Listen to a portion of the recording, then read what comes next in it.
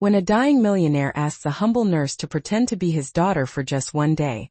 A forgotten village, a box of unsent letters, and a long-lost pendant set in motion, a journey of forgiveness, healing, and legacy. In the heart of Africa, two women, one pretending, one forgotten, must carry the weight of a father's final wish and discover that family is not always born of blood, but of courage, compassion, and the stories we choose to carry. In the heart of a wealthy coastal town in West Africa, nestled between tall baobab trees and golden sands, lived a man named Kwabena Asare. A millionaire by every measure, he was known for his palatial home, fleet of ships, and untouchable wealth, but never for his kindness. In fact, Kwabena had built his fortune at the cost of friendship, love, and family. His only daughter, Amma, had left him years ago after a bitter quarrel, never to return. Now the once mighty man lay weak and weary on a carved ebony bed, surrounded by silence and shadows. Age had not just taken his strength, it had taken his pride. The villagers spoke of how he had become a ghost in his own house,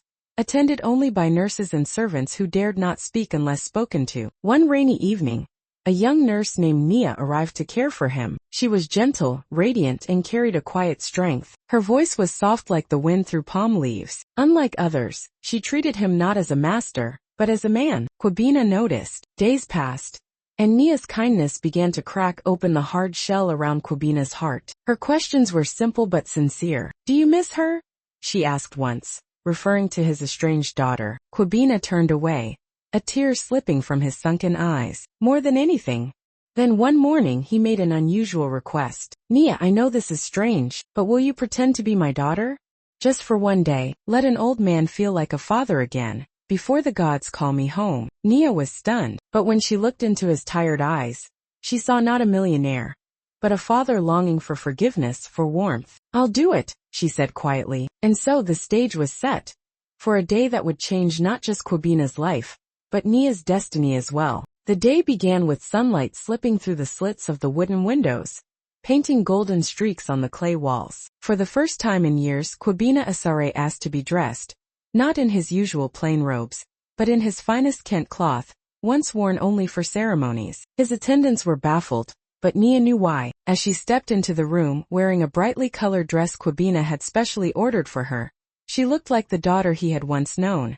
Though she was not Amma, she carried the same youthful spirit, the same glow. They shared a morning meal on the veranda overlooking the ocean. Kwabena, too weak to eat much, simply watched her with a soft smile on his face. "Amma," he whispered, calling her by his daughter's name. "Do you remember when we used to race across the beaches?" Nia didn't correct him. She laughed gently and said, "Of course, Baba. You always let me win." For hours they walked the grounds of the estate together. Kwabena told stories of his youth, of his struggles, of how he had chased riches but lost what truly mattered. He spoke of Amma, the arguments, the stubborn pride that kept them apart. And as he spoke, something shifted inside him. His voice, though frail, grew lighter. At midday, he took her to his library, rows of books, maps, and documents from decades of travel and business. In a drawer he pulled out a faded letter. It was a note he had written to Amma, but never sent. "I always hoped I'd see her again," he said, handing it to Nia. "But today, even if it's not real, I feel like I have." Nia read the letter silently. It was full of regret, apology, and longing. Tears welled in her eyes. She looked at him and said, "Maybe this day is real in the ways that matter most." Kwabena nodded, his breathing shallow. "Thank you, daughter." As evening fell,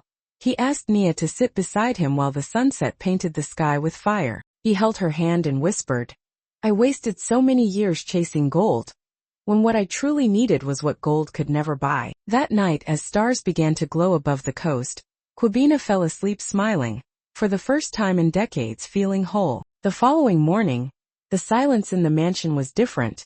Not hollow, but full of memory. Kwabena had made it through the night, but his body was failing quickly. The day of pretending had brought peace, but it had also awakened something deeper in both of them. Nia sat by his bedside once more, holding the old man's weathered hand. His voice was barely above a whisper now. "Yesterday felt like a story from long ago," he murmured, eyes flickering. "But stories are what keep our ancestors alive."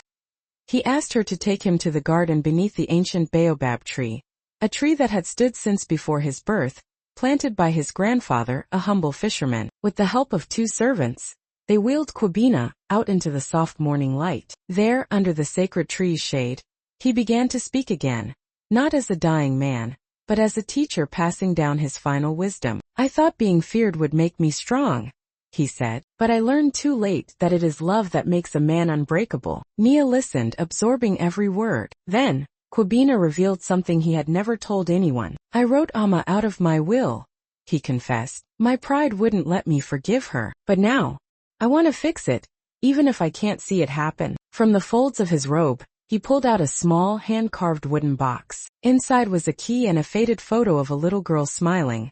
"Amma, no older than 6. This key opens my father's old house in the village of Adumphy. It's where I was born. I want you to go there. There is something for Amma, and something for you." Nia was taken aback. "But I'm not really your daughter," she said. He smiled weakly. "But you gave me what a real daughter would. You gave me peace. You gave me forgiveness." Before he drifted into sleep again, he whispered, "Go to Adumphy.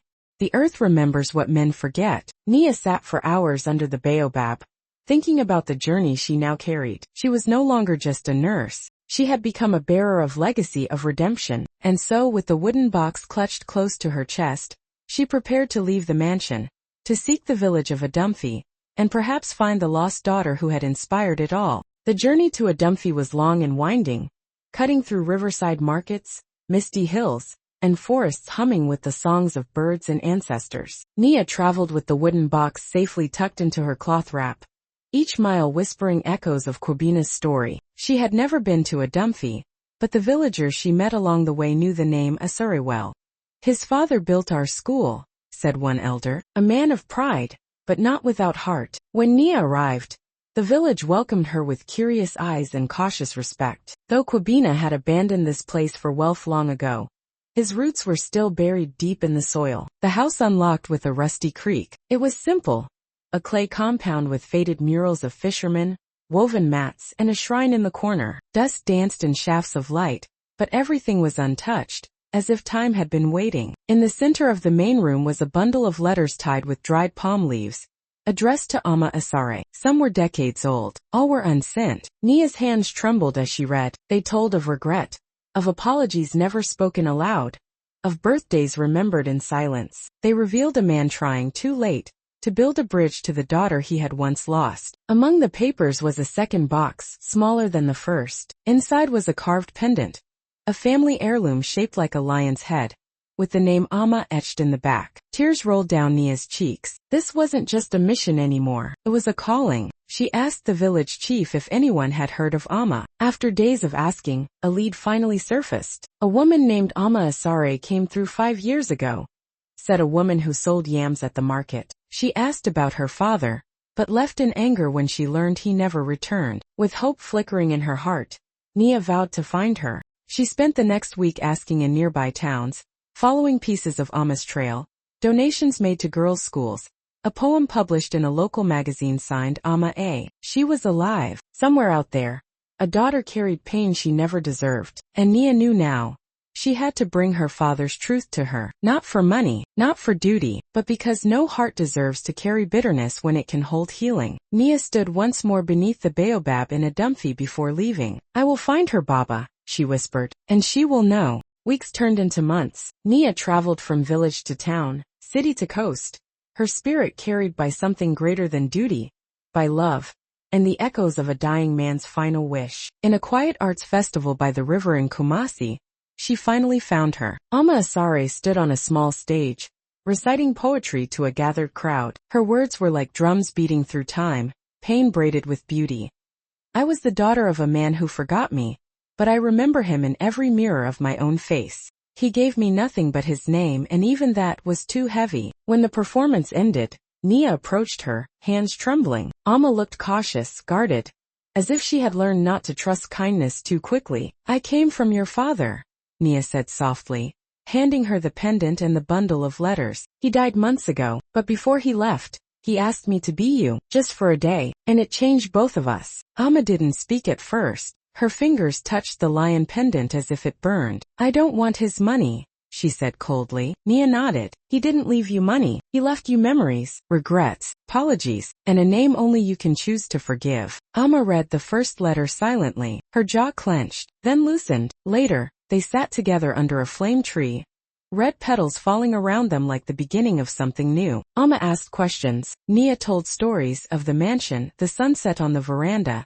and the old man's tears under the baobab. For the first time in years, Amma cried. He never said sorry to my face, she whispered. No, Nia replied. But he lived it, and he died with your name on his lips. They returned to Adumphi together days later. Amma stood beneath the baobab tree, clutching her father's final letter. In the quiet she read it aloud, her voice steady, proud and free. She didn't promise to forget the past, but she forgave it. From that day on, Amma began a foundation in Adumphi, using the land her father left behind. It was a home for abandoned girls, where every child learned they were more than forgotten stories. Nia stayed on as its first caretaker. The villagers say that some nights, under the stars, you can hear laughter by the old mansion by the sea, as if the winds remember the day a nurse became a daughter, and a broken man found peace not in riches, but in love returned.